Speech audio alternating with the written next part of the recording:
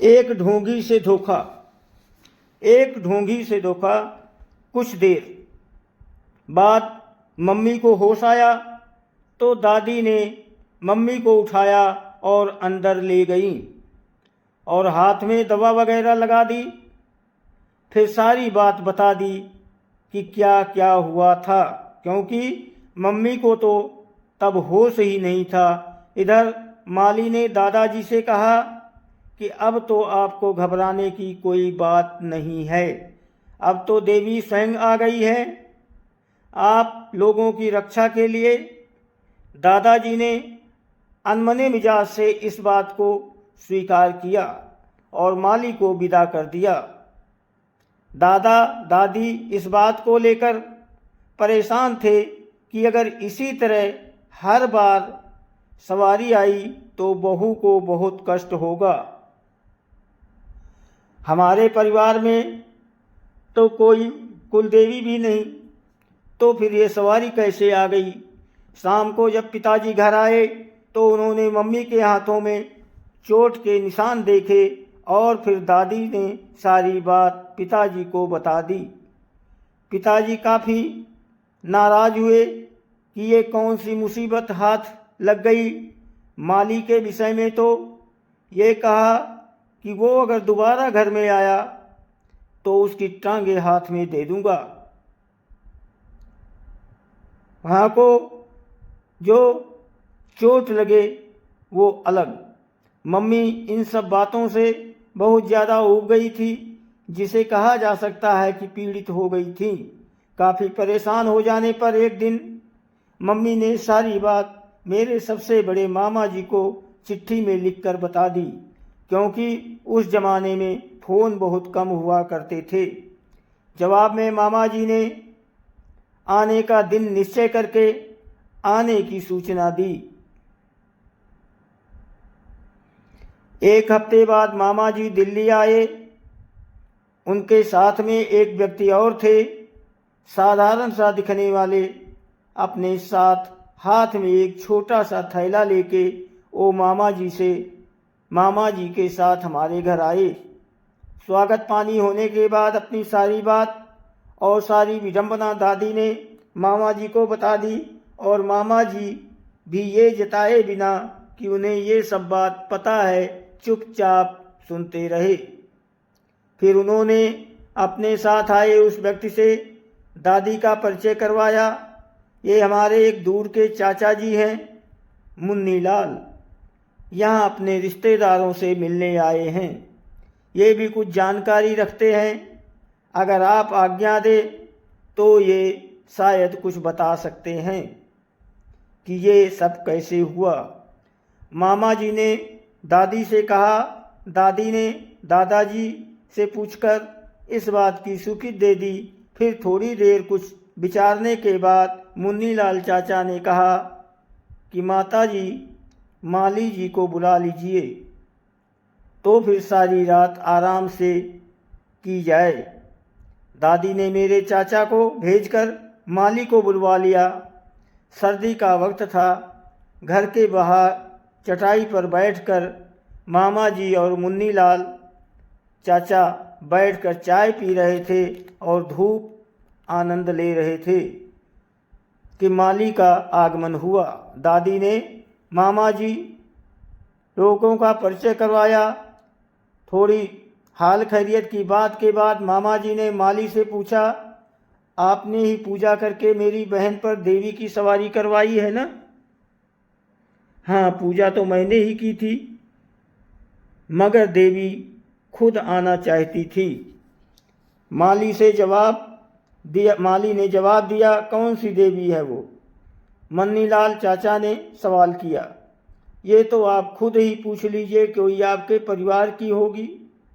माली ने दादाजी की तरफ देखकर कहा। दादाजी ने जवाब दिया, हमारे परिवार में तो कोई कुलदेवी नहीं है, तो फिर कोई और होगी, बचपन में जिनका दर्शन हुआ होगा। माली ने कहा। यहाँ उसका तात्पर्य चेचक से था।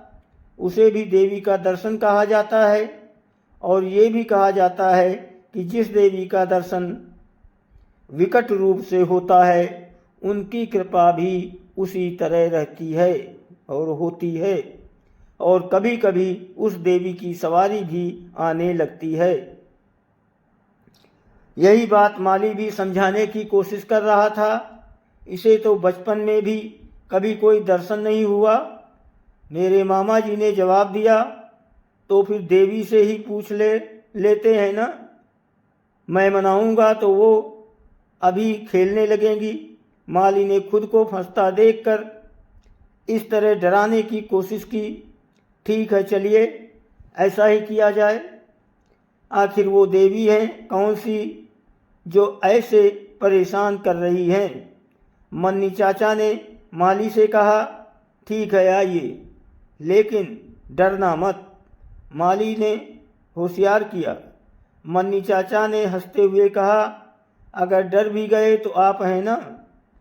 इतना कहकर माली उठ गया और अंदर जाते जाते, बोल तो फिर आइए ना। मन्नी चाचा ने कहा कि आप चलिए, जब सवारी आए तो हम भी अंदर आ जाएंगे। माली फिर अंदर गया, लाल फूल मंगवाए, दिए मंगवाए और तैयार होकर बैठ गया। दादी के कहने पर मम्मी भी आकर बैठ गई और मामा जी भी, मगर मन्नी चाचा बाहर ही बैठे रहे। माली ने मंत्र पढ़ने शुरू किए और दिया जलाने लगे, मगर दिए की बाती ने लौ नहीं पकड़ी। एक के बाद एक माचिस की तीलियां जला जलाकर माली ने 3 माचें खाली कर दी, मगर दिया नहीं जला। अब माली के पसीने छूटने लगे। सर्दी में भी उसकी ये हालत हो रही थी, मगर उसका कोई मंत्र, कोई जोर नहीं चल रहा था। माली की समझ से बाहर था कि ये क्या हो रहा है। माली सब कुछ रख कर बैठकर कुछ मंत्र जाप कर रहा था कि मन्नी चाचा अंदर आए। क्या हुआ, देवी नहीं आई? मन्नी चाचा ने पूछा। पता नहीं क्या हुआ, शायद नाराज हो गई है। माली ने कहा, अब तुम्हारे बुलाने से देवी तो क्या, एक आत्मा भी नहीं आएगी। चाचा ने कहा। क्या मतलब? माली से पूछा। माली ने पूछा, एक फूल और कपूर पर चलने वाली देवी को सिद्ध क्या कर लिया? तुम ओझा बनकर घूमने लगे? वो सब तो फिर भी ठीक था, मगर तुम जो यहाँ करने आए थे वो तो बहुत नीच कर्म है। मन्नी चाचा ने जवाब दिया। माली हक्का बक्का होकर केवल मन्नी चाचा की बात सुन रहा था। तभी मामा जी ने मन्नी चाचा से पूछा, कैसा नीच कर्म चाचा? इसकी औलाद ने तुम्हारी बहन पर अपनी देवी का वास करवाया है, क्योंकि ये इस घर की सबसे बड़ी बहू हैं। जब ये अपनी सास के बाद अपनी कुल देवता की पूजा करती तो ये सारी पूजा इसकी देवी ले लेती, और इस देवी को नया कुल मिलता तो इसके ऊपर ज़्यादा मेहरबान हो जाती, और ये नीच इस कुल के गुरु के रूप में पूजा जाता। और अगर इस बात से इस कुल के देवता नाराज हो जाते तो ये कुल यहीं रुक जाता। ये कमीना एक गुरु बनने के चक्कर में इस परिवार की पीढ़ी की जिंदगी बर्बाद कर देता। अब तू जहाँ से आया है वहीं चला जा। तेरा ये सारा नाटक आज के बाद नहीं चलेगा। अपनी देवी भी भूल जा। मन्नी चाचा ने गुस्से में माली की तरफ उंगली करके ये सारी बात बताई। ये सारी बात सुनकर दादी को बहुत दुख हुआ और उनके आंसू निकल आए। माफ़ कर दो बाबा, माफ़ कर दो। मैं दोबारा ऐसा कुछ नहीं करूँगा, मगर मेरी देवी सिद्ध मत छीनो। माली रोनी सूरत बनाकर मन्नी चाचा के पैर पकड़ते हुए बोला, तेरी देवी ने तभी तेरा साथ छोड़ दिया था जब तू बाहर हमसे बात कर रहा था।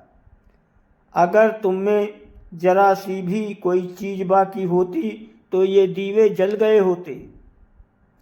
अब उठ और निकल जा यहाँ से। मन्नी चाचा ने गरजते हुए कहा। माली रोता आंसू पोंछता हुआ वहाँ से चला गया। मामा जी और मन्नी चाचा जो काम करने आए थे वो हो गया था। फिर वो वहाँ 2 दिन रुके और चले गए। इन 2 दिनों में माली के साथ क्या क्या हुआ था, ये सारी बात आग की तरह पूरे मोहल्ले में फैल गई और उस ढोंगी माली का सारा धंधा चौपट हो गया। कुछ दिन बाद वो वहाँ से कहीं और रहने लगा, चला गया। दोस्तों, मन्नी लाल चाचा एक अघोरी थे। उन दिनों वो कानपुर के मेडिकल कॉलेज में मुर्दाघर के चौकीदार की पोस्ट पर रात की शिफ्ट में काम किया करते थे। एक बार एक दोस्त के घायल होने पर मामा जी हैलेट अस्पताल गए। वहीं मामा जी की मुलाकात मन्नी चाचा से हो गई थी। फिर वो अच्छे दोस्त बन गए थे। जब मामा जी ने मम्मी की चिट्ठी के बारे में मन्नी चाचा को बताया तो वो तुरंत आने को तैयार हो गए थे। वो बहुत ज़्यादा ऊंचे अघोरी नहीं थे, मगर माली का काम करने के लिए काफ़ी थे। कुछ साल पहले मैं भी उनसे मिला था। उसके बाद सन 2009 में उनका देहांत हो गया, मगर उनके काफ़ी एहसान आज भी हमारे ऊपर हैं। दोस्तों, वीडियो को लाइक और सब्सक्राइब ज़रूर करें। आप सबकी बहुत मेहरबानी है और आगे भी ऐसे करते रहिए। दोस्तों, लाइक सब्सक्राइब ज़रूर कर दिया करें। आप सभी को बहुत बहुत धन्यवाद।